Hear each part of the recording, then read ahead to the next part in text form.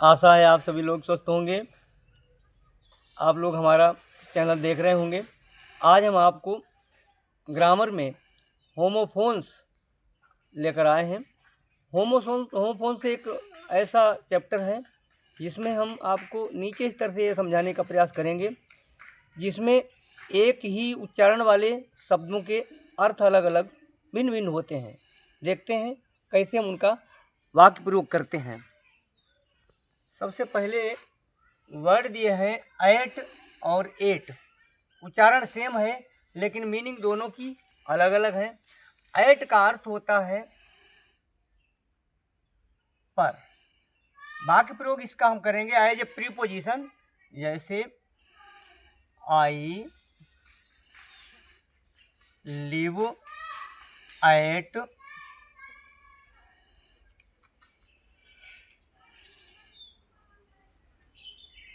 Shahabad. At का प्रयोग किया गया। दूसरे 8 का यूज जब हम करेंगे तब हम उसके मीनिंग के 8 मीन्स खाया, ईट की सेकंड फॉर्म है। वाक्य प्रयोग करेंगे द सर्वेंट एट फूड। यहाँ पर 8 का यूज एज ए वर्ब हुआ। अगले वाक्य में दिया गया है यहाँ पर लाइट, 2 बार लाइट, सेम स्पेलिंग है लेकिन दोनों की मीनिंग यहाँ पर अलग अलग हम बताएंगे। पहली बार हम लाइट का प्रयोग करेंगे हल्का। तो लाइट का जब हम अर्थ हल्का लेंगे तो हल्के के रूप में क्या इसका अर्थ होगा? आई कैन लिफ्ट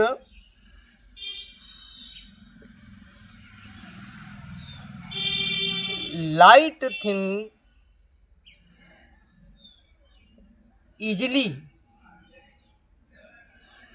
अर्थात भाव क्या हुआ?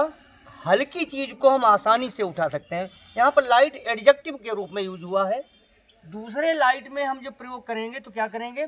इसका अर्थ करेंगे प्रकाश।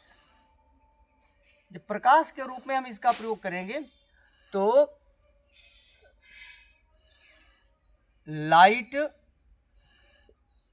Travels faster than sound. यहां पर हमने लाइट का यूज प्रकाश के लिए किया। Light travels faster than sound, प्रकाश ध्वनि से तेज चलता है। अगली बार दिए गए हैं वर्ड बेल। बेल का अर्थ होता है घंटी। घंटी, इस बेल का जब हम घंटी के अर्थ में लेंगे प्रयोग तो करेंगे द बेल